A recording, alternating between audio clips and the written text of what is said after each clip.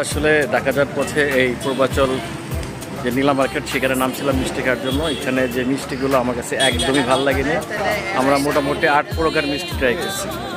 এই মিষ্টিটার দাম হচ্ছে 80 টাকা। এটাকে নাম তারা দিয়েছে ক্ষীরমালাই, কিন্তু 80 টাকার মিষ্টি আমার কাছে একদমই মনে হয়নি। এটার কেজি হচ্ছে 350 টাকা।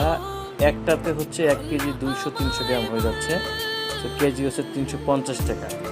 আমার কাছে মনে হয় একটা মিষ্টির দাম 400 টাকা 420 টাকা হবে।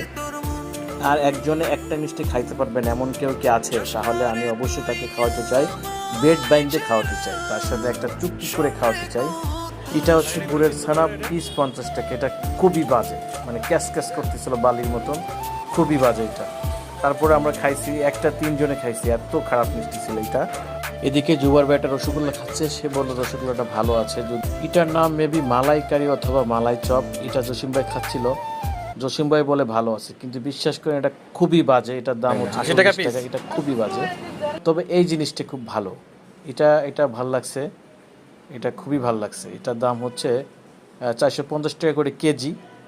এটা ভাল লাগছে অনেক। আর এটা হচ্ছে ক্ষীরমালাই, এটা হচ্ছে পিস হচ্ছে 80 টাকা, মেবি 850 টাকা করে কেজি। তো এটাও অনেক ভালো ছিল। তো দুইটা মিষ্টি আমাদের কাছে খুব ভালো লাগছে।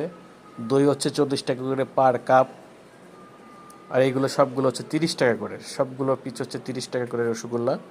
সো মালাইকারিটা জোস আমি নিচ্ছি, আর এটা আমি এখন খাবো। এটা আমার কাছে খুব ভালো লাগছে। তবে এটা আমরা অন্য দোকানে গিয়ে খাইছি। আমরা প্রথম যে দোকানে গিয়েছিলাম সবগুলো মিষ্টি ভালো ছিল, পাশে একটা দোকান ছিল, সেই দোকানের থেকে মালাইকারি খাইলাম। এটা মোটামুটি, তবে 80 টাকা হিসাবে এটা একদমই যায় না। তবে 80 টাকা এর থেকে ভালো ভালো মিষ্টি পাওয়া যায় ঢাকা শহরেই।